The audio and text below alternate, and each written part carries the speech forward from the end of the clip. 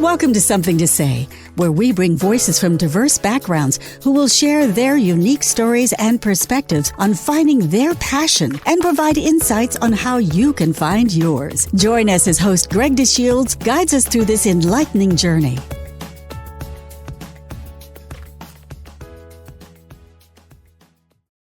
Welcome to Something to Say podcast, a unique platform that amplifies the voices of individuals from various backgrounds sharing their passion. I'm your host, Greg DeShields, and I'm pleased to bring you another episode. Thank you for joining us. And as your host, we welcome Matthew Skallerud, president of Pink Media. Currently, Matt is heading up the New York office, specializing in LGBTQ plus online marketing, targeting the LGBTQ plus community via content marketing, social media, program ad banners, mobile smartphone apps, and more. He also specializes in search engine optimization, keyword search, advertising, and social media analytics. He's been in the LGBTQ online industry for almost 30 years. Matt began his online career in May of 1995 with the launch of gaywired.com, which became one of the top 3 LGBTQ plus websites worldwide, working with companies large and small for more than 20 years to reach the LGBTQ plus online consumer.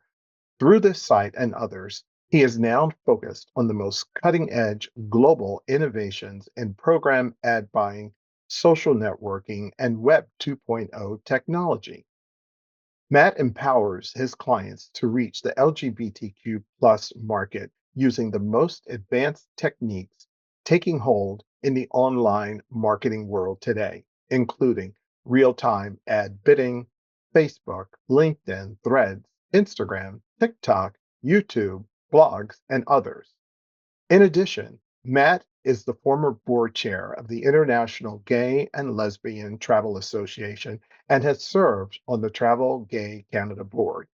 He is actively involved with key national LGBTQ plus organizations, including the National Gay and Lesbian Chamber of Commerce, Out Professionals, Lambda Legal, just to name a few. So, Matt, we are thrilled to have you here on Something to Say podcast. So, Matt, I am so excited that you have agreed to do a Something to Say podcast. I know that you and I are no strangers to interviewing each other, and I'm really excited to catch you before you leave to go to Japan. So, Yes. today's interview is really a great opportunity for us to take a deep dive into everything LGBTQ plus and online marketing. So, thanks so much for joining us today. No, thanks for having me. I always enjoy my time with you, whether we're doing a podcast or an interview together, or sometimes we're just at conferences together and I just run into you in some of the most obscure places. That's true. So I know that you have been a very busy person, a lot of Yeah, networking. Obviously, yeah, there's a lot of industry events and you do a great deal of business travel. But on Something to Say, we like to at least begin our interviews with what we call get to know you questions. yeah. So if you're Oh, up for that, we'd love to ask you some get to know you and then we'll dive deeper into our conversation. you got it. All right. So, as it relates to the get to know you question, our first few are icebreaker format. So, here's your first one. What's your favorite childhood memory? It's funny. I had to really think on that one. I have a variety, but I would just say that when I was young, I grew up in LA and very urban area, and it was my parents turned our whole front yard into a big garden, and we had chickens in the backyard, and that was like literally one of my favorite memories is just kind of being like these urban farmers in the middle. Even a local school used to come on down and bring the kids over to take a look at it all. That's interesting. Number one, I guess I never put it together. You always have like a New Yorker Yeah. style of you. I never really thought that you were from the West Coast. So, Yep. that's kind of an interesting one.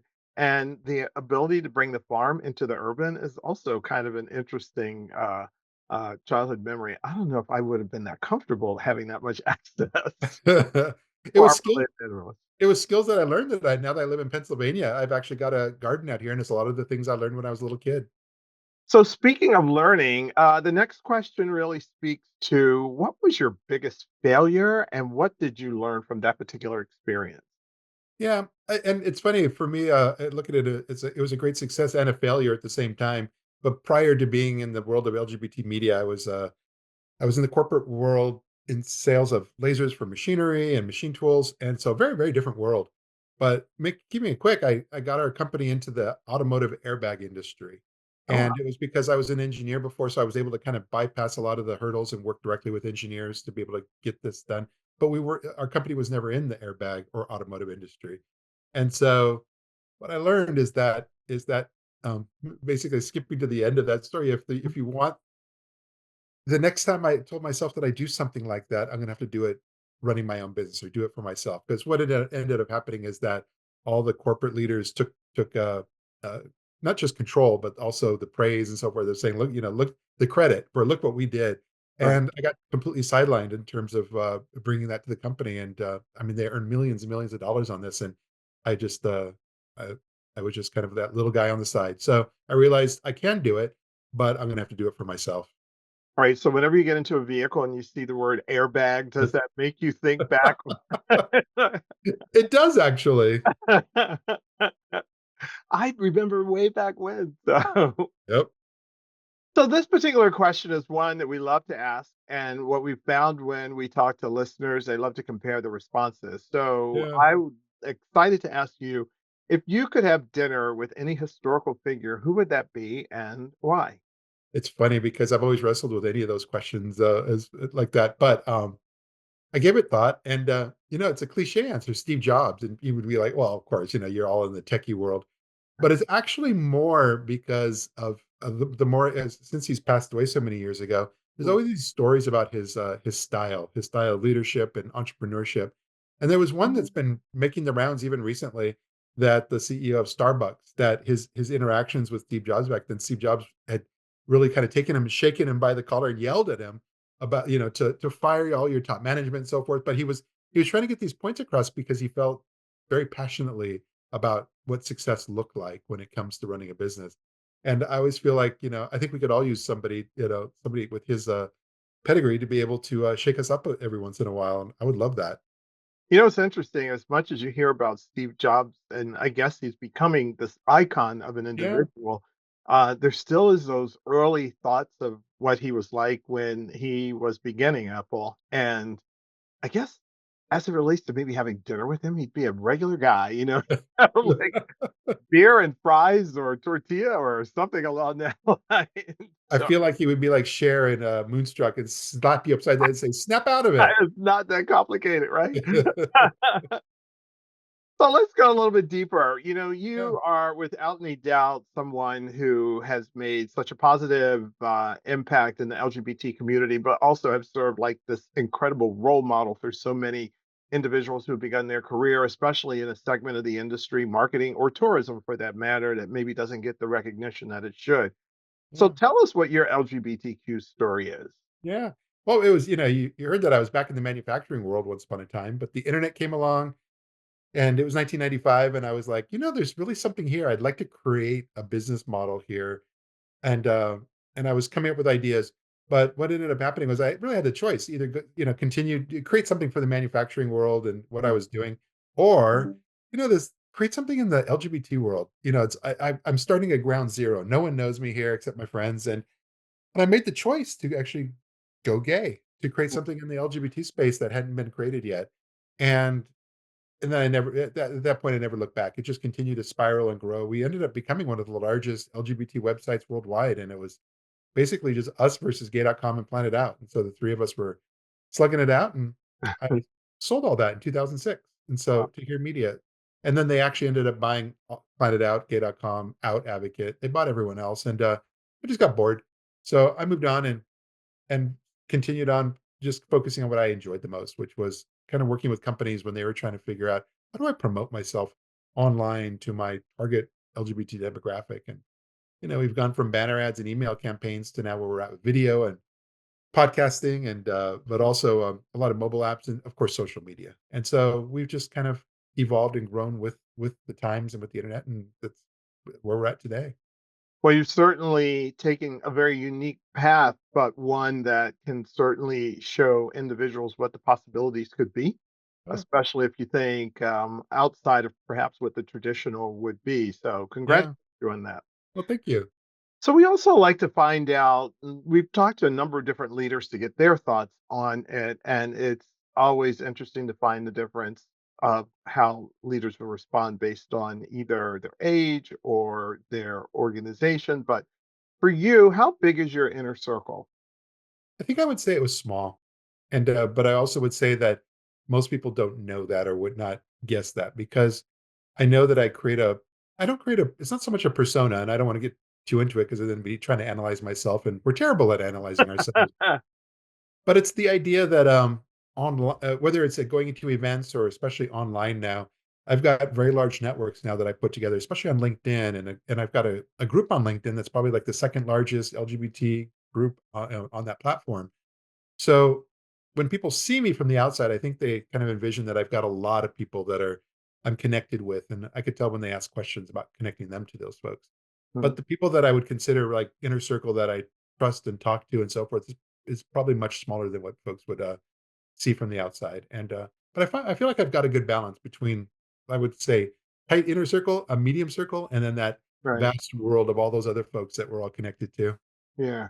I found that there are, the majority of our leaders talk about the small circle, inner circle that they really trust in Yeah. terms of, confirming what they do well and maybe helping them have a better way of understanding, where they have areas of opportunity. But even further, that ability to delineate the difference between inner circle, outer circle, and far circle. So Yeah. Yeah. I think it's good that you draw attention to that.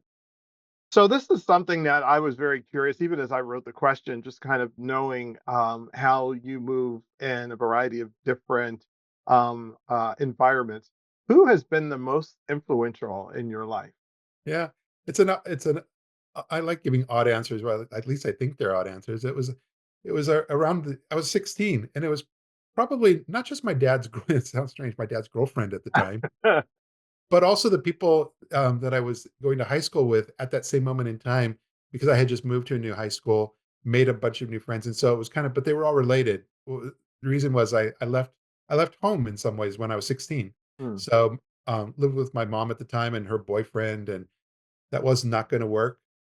So I left and, moved in with my dad and his girlfriend. He was already living back in LA. We had still lived in Northern California. So, it was quite a journey. And, but she was such a strong influence on my life at that moment, at that pivotal moment in time.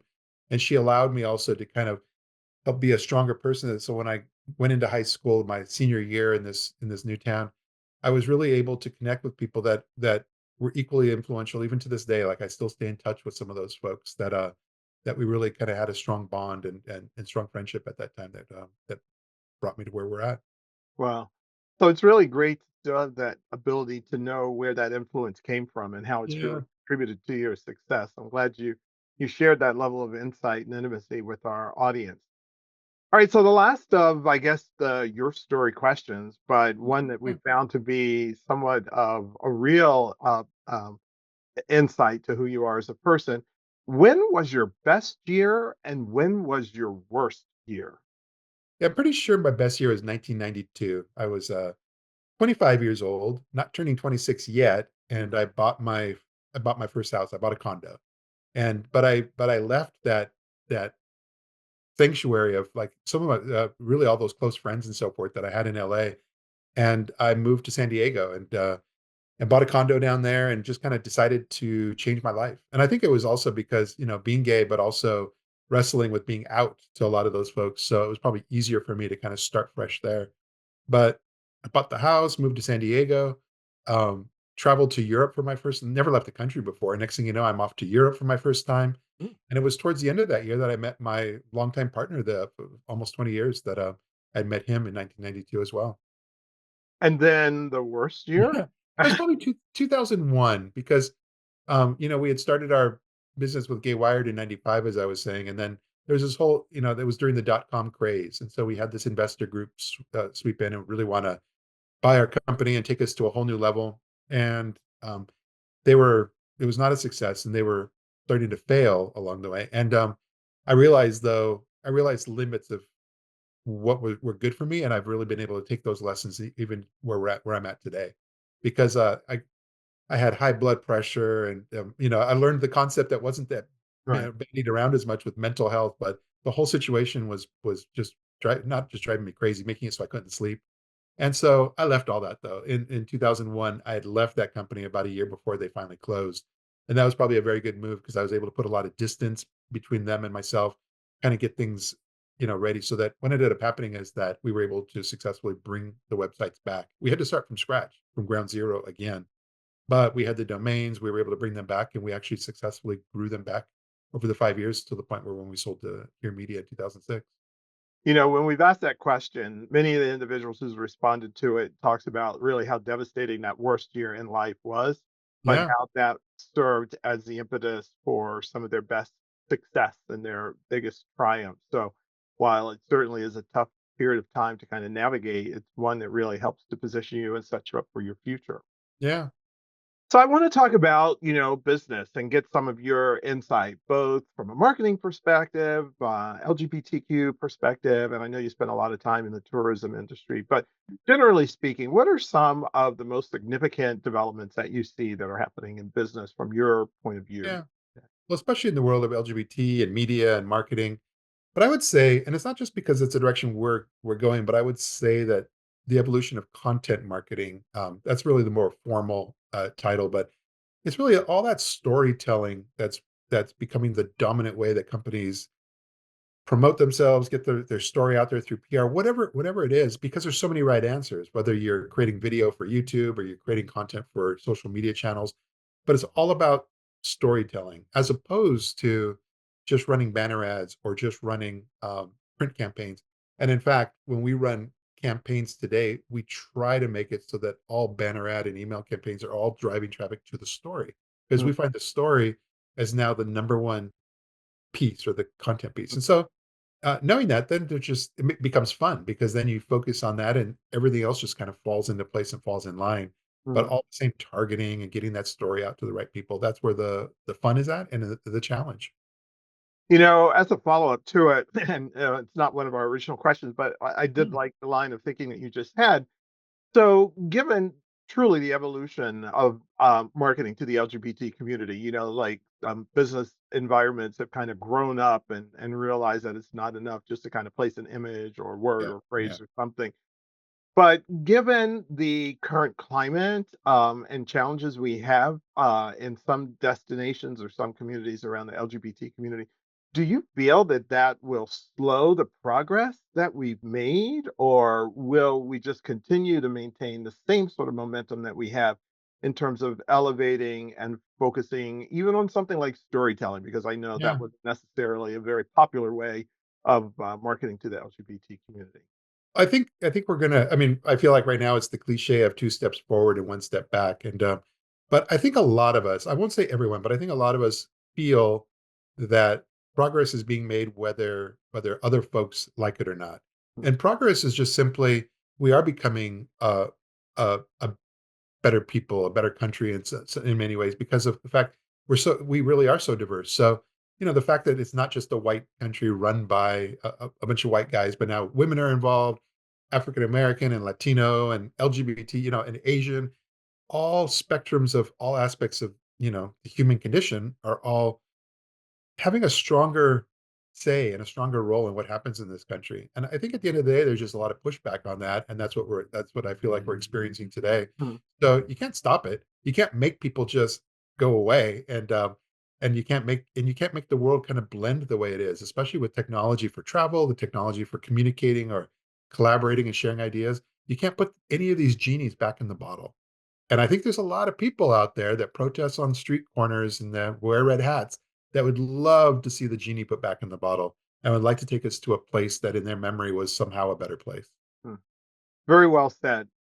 So I wanted to talk to you about misconceptions. What are some of the misconceptions that you see that maybe you'd like to clear up, especially in the work that you do? Yeah. The biggest one is one that I just, as they sing in Frozen, let it go. And but it would probably be Twitter. I think Twitter/X. I still call it Twitter, probably for my own personal reasons, Mm, but I still find it actually one of the most powerful social media out there. But of course, unfortunately, it's also the most controversial. It's it's smallest compared to Facebook and the rest. And it really comes with baggage that people, it's emotional baggage where people are like, I don't even want to get near it. People are screaming. There's too much politics, too much whatever. But when we were on it, I say uh, when it's past tense because Elon kicked us off, and I'm sure it wasn't him, but somebody at Twitter Mm. internally kicked us off, and we had a strong thing going there. But the point is that the way to communicate and get a message out there and be able to have it potentially really go viral outside of your siloed Facebook followers or your siloed Instagram followers. LinkedIn is a great bridge in between, like what we would say is the power between, power of what Twitter had. But Twitter, there's a reason that, like Trump ran the country through Twitter, Elon Musk bought it. There's reasons for that, and just because it has a power that I think is often very misunderstood. And if it was, I think there's going to be a lot of regulation in our near future because that's coming about even with what happened with Twitter in Brazil. Mm. I think when a lot of that gets sorted, I bet like 5 years from now, I feel like the power of Twitter may be able to resurge and come back in a way that's much much more palatable to who we are today. Well, it's interesting you say that in terms of, while we all maybe hate to see regulations in some degree, maybe not being so wild, wild west would be a good thing for it, that it can be used in a more positive way for the purpose of connecting people and in a truthful way, as they say. We're in a weird time because of all the concept of deep fakes and AI creating images and video. Well, it's a very real thing that a lot of people see it and that fits into what they want to believe or what they want to, from what they're seeing. And that's just continuing to get worse. And it's like, what do you do about that? Because you have to have some mechanism for it. But then other people are going to say, well, how do we know what's fake and what's real and what you're telling me is fake? And it's a very, very confusing time because there's no really simple black and white answer for that. It's scary to think that it was all originally supposed to be a good thing for society and turned out to be a I real know. challenge for society. So we know that there's been such an integration of technology, artificial intelligence, and I wanted to kind of get some insights from you and perhaps how some of that breakthrough has been uniquely exciting and Yeah. offers a great deal of promise. Well, I do know, I think the buzzword of today is really AI. And rather than like, we don't really use much in the world of AI, but it's also because I don't think there's a lot out there to use. I mean, everybody loves Chat GPT, but Mm. sure, a lot of kids can use that to write a term paper and so forth. But at the end of the day, um, I think it's still heavily evolving. And so I think the real opportunities and applications are things we're going to see over the next 5 to 10 years. Mm. And so to me, that's very exciting to kind of pay attention to because it is actually really quite good in today's world if you write something to be able to run it through whether it's ChatGPT or other AI, and let the AI kind of help edit your work. Mm. And or you can give it a variety of different sources, have it start something, but then you're able to go in there and actually create something that's your own. So it's a great tool when used as kind of a tool. It's not so much as the standalone, like I'm kind of this write my paper for me, but something that helps you in the business. And so, especially in the marketing world, coming up with content. One of the first times I put together some basic content with ChatGPT for a client, and he read it, and I just said it to him for fun, and he said, "I want that to be my next email campaign." I mean, it was because it also took some pressure off of him, but it also gave a different point of view. And I will tell you the one and only scary and exciting thing that I'm playing with AI as of right now is Google has launched something called Notebook LM. It's a very obscure, like, but it's there. And you can give it sources of content to pull from, and it'll create a podcast. And Ooh. it'll create a podcast. I know. How dare I say that on this? But it's not like this. What it is, it's two people together taking the content and then bantering back and forth and creating kind of this narrative. But the crazy part is how real it feels, how real the people and the tones and everything. It's fascinating, and it's one of the craziest things I've ever seen in terms of where AI can go, at least in the world that we're all in today. Well, I think the word tool that you use continues, at least for me, to be one of the priorities that stand out when I think of the integration of AI, because it does allow us to be much more capable of delivering more comprehensive work and to be more efficient about it in Yeah. the process and the time that it would have taken before to go through a marketing communication team. You're able to turn around a lot more. So, absolutely. I want to talk a little bit more about you. And this was one that I had thought about. And I said, you know what? I have to ask him this question because we know that you do a great deal of networking and you obviously get to see so many different aspects of our gay community. And not just from the social side of it, but from the business side of it. But what do you enjoy outside of what is considered your personal life Yeah. or Well, your professional life, I should say? yeah, there is part of me that enjoys now that, I've always lived in the LA and then New York City, and now I live in Allentown, Pennsylvania, which is only a 2-hour drive Mm, from New York and like an hour and a half from you down in Philly. And, mm, but I do enjoy the quieter side of suburban life now, and, we have half an acre, and I've got my garden and my fruit trees, and so a lot of that. But then I'm like I'm the exact opposite. So I love having this foundation or this base and this home. But then I have a traveling husband, and the two of us are always going somewhere. And so he loves travel even more than I do. And um, so the two of us will oftentimes just kind of bounce out and and go to places together where mm, I would say travel has just become my exploring the world, meeting new people, and eating the food, the great food along the way. That's just a big part of what my personal life has really become. Is mm. this living in the suburbs and getting to the airport as often as possible. Wow. Well, as we evolve through life, we do find that there are different places that really offer us an ability to feel like a complete full person and Yep. and have those lived experiences be a big part of where we are today. And I would imagine out there now, you probably have some beautiful sunrise and sunset as the seasons are changing, and I'm sure you've got all the leaves changing and that sort of thing. It's perfect right now. So another question I wanted to ask you, and it's really interesting because when we were planning this podcast, you were just so accessible. So, like, Yeah. you answer email so quick. Like, you are in so many different places, airports, airplanes, you can imagine, cabs or whatever it might be. How do you find the ability to be so responsive? And for so many people today, that's a real challenge to kind of, get a Yeah. response in a timely fashion. How do you do that? My style is, and it kind of goes back to when I was talking about what almost wanted to burn me out in 2001 with that whole dot com and investor side, which is that I've learned to balance things I think pretty well in life between personal and professional. But it also means what's kind of strange is that I feel like I'm always on for both. And so I'm always, especially with technology today, whether it's my computer, my iPad, or a Android phone. I've got all the little platforms going here. But so I don't really miss anything. And so, but I do try to tone down paying attention to email after about 5 o'clock.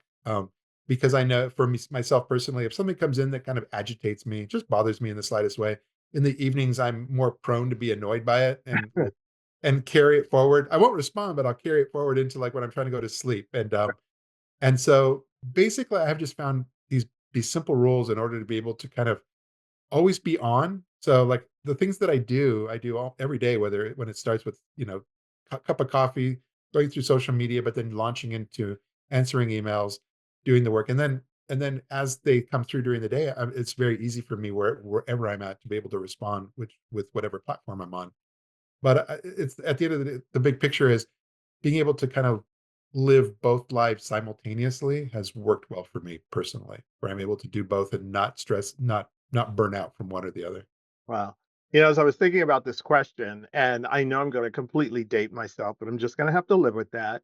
One of the most efficient ways for me to be as responsive as I was when it came to email was I was a big BlackBerry user. Yeah, yeah, And I just found it to be the most convenient, the most easy, the most fast way of responding to things. I miss that in every way, shape, and form yeah, possible. I'm yeah. hoping that history will repeat itself at some point in time and we'll have a retro BlackBerry come to fruition. So if there's a private investment group out there that wants someone to help make suggestions on design, I'm there for I hear you. it. So I know you have a big trip coming up. So where are you headed next? Let's talk about it and tell our guests about it. Yeah, well, my big one is, in the immediate is going to Japan for IGLTA. Mhm. It's in Osaka this year, and so that's like a first for IGLTA, which is the International Gay and Lesbian Travel Association. And they've been around since the '80s, but they've really kind of come into their own. And so that's going to be exciting. But even in addition to that, because we're going to be gone 2 weeks, so my husband and I are both going to go. But what we're doing is turning it into a larger trip. Mm. So he's able to work remotely. He's the corporate husband, I'm the entrepreneur husband, so we balance each other out there as well. So he can work remotely, um, and which is fantastic, and he'll work US hours from wherever he's at. So he's gonna be working from in Japan from probably, like, pretty much nighttime, and so but of course, being in a hotel room, I have to send him off to a WeWork or something so that I can sleep. But that's the balance that we take because 'cause we're going to now extend that. We're gonna do that in Japan for 2 weeks, but then we're gonna go to France for and do our largest trip we've done together. We're gonna be there for an entire month, just sort of we're gonna do a little bit in the South, but then just stay in Paris and rent an Airbnb. And, his company has an office in Paris, so that will help. But basically, he's gonna work remotely for a whole month. We're gonna see what it's like to be away from home for a whole month as far as, do things fall apart or is everything gonna be okay? But each time we're gonna keep iterating into that because as we move forward, we're personally kind of taking all that remote work and balance of life to that next level and be able to integrate kind of, living we're not moving anywhere, but we're kind of like digital nomad light, and so Wow. we're just learning how to do that. So that's gonna be a big step for us. Wow. Well, I'm sure the United States is going to find it quite interesting as they look at your passport activity to see where you are. It's also going to be interesting because I guess all of this travel for you will take place over the election. So I'm sure you'll Yeah. be watching it from afar to see how other countries perceive what's happening here in the United States. I'll be here in November, but in January, when the potential crazy stuff happens, as we know, yes, in January, I'm gonna be away, so, it will be really I'm really crossing my fingers that all will go smoothly, but in the meantime, I will be in France and, a little bit different position. Wow. Well, I've been to both of those locations. They're absolutely fabulous. I would love to spend a month in Paris. I think I would come back in such a relaxed state. And after Mhm. eating such fabulous food, I would not want to eat anything in the United States. But I'm sure you're going to have a wonderful time. But I want to ask you one more question before Yeah, we end the podcast with our something to say question. So, kind of getting back to work. So, what's really standing out as you think of what the clients that you work with? Seem to be very excited about as they begin 2025. What are some of the things that yeah. they are really needling you for? Well, it's what we talked about before with content marketing is becoming one that's more understood by more and more potential clients. And so there's even an article today that was specifically saying, is content marketing the next evolution after influencers? Which was really a well done article. It doesn't mean it's fact, but it really tried to make you think about where things are going. Mhm. And so what we have done when Twitter took away our Twitter profiles, that Mm. was a big channel for us. That was part of our marketing mix, our marketing plan. So that was one where when a client would say, "I want to reach, LGBT music lovers," we had a place for that ready to go. So what ended up happening is we created really quickly a content advertising network. And what that means is that we were able to work with a lot of other LGBT media, whether they're in travel or like Bear World Magazine and for the World of Bears and a wide variety of different media. And instead of placing our clients through Twitter as one of our channels, now we're pushing them or giving them the option that they can get their message and their story out there with these other media that are kind of in line with their demographic, and those media will promote them in a whole different way. And so it turns out I should have done that a long time ago because it's become really successful. Like it's far better than I would have ever dreamed. So we've got a lot of clients. We just launched this about a month ago, and we got several clients that are just like this. It was a no brainer for them. They said, "Yes, absolutely." And so in the world of travel, we're closely working with Nomadic Boys and a few others that just help us help our client reach the right folks and get the word out. And we see that that's just going to continue to grow into next year. Well, I did want to go back in terms of audience. So when you were no longer accessing your audience Yeah. on Twitter, number one, where did they go, or did they follow you, or I mean, there's a big No. void now. So what happened with that audience? That audience is still out there. They just, we were the ones that just were no longer we became quiet. So we got a lot of emails the first few days, like, where did you go? What's going on? And we still get emails today because we were kind of part of the ecosystem and that, we had over 1 million followers. We had all these different things that were sharing their content and helping them amplify their content. So they did miss us. Um, but when it comes to, ultimately, like I said, it was just a channel because it allowed us a nice, quick, easy way to reach a targeted audience without having to do the advertising portion. Got it. But the advertising portion's always been there. And so the advertising with Facebook and social media and even banner ads where you can really reach and target specific groups of people, whether they're travel lovers or people that love to, go to adventure travel, cruise travel, go to prides. All those things are reachable through other channels and other networks. And so, and then of course now we're working with other media that kind of fall in line with those niche markets as well. So nothing's really changed in the big picture. And the folks on X, I think, are still continuing to leave, unfortunately, because we got kicked out in July. Right. And it's since July, it's become even more controversial, toxic, whatever word folks want to use. So Well, an audience will always find its place, and in they your case, will. I'm sure they'll follow you as such. So, as I said, we are Something to Say podcast, and we always love to end all of our podcasts. And trust me, I have a lot more questions I could have asked you. We'll save it for part two or part three. But what I did want to ask you is, on behalf of Something to Say podcast, what is it that you'd like to say? No, just well, especially when if you're listening to this because you're thinking about whether running or starting your own business or just help promote yourself, is just there's it's a fantastic time to do so because of the opportunities and the tools, and there's a lot of change going on in the world, and when it comes to entrepreneurship and so forth, change is sometimes a good thing. And so I think just if you've got an idea and follow your heart and try to create things, and always be open to criticism or feedback from folks if you're putting ideas out there that they may tell you the way they see it may be a little different than the way you saw it. And if you're open to that, I think there's a lot of opportunities for success out there.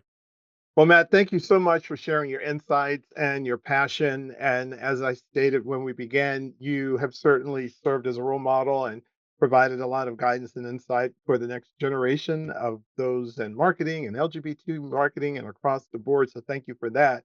And I have to say, it's really nice to actually just have a conversation with you. Often it's a very short conversation at a networking event. So it's been a real pleasure to speak with you. I thank you for sharing your time with us. Oh, absolutely. Thanks for having me here. It's been wonderful. Great. So, listeners, I hope you've enjoyed today's Something to Say podcast and that you will certainly join us again in the future to hear from more diverse individuals sharing their background as well as their passion. So, for Something to Say podcast, this is Greg DeShields signing off.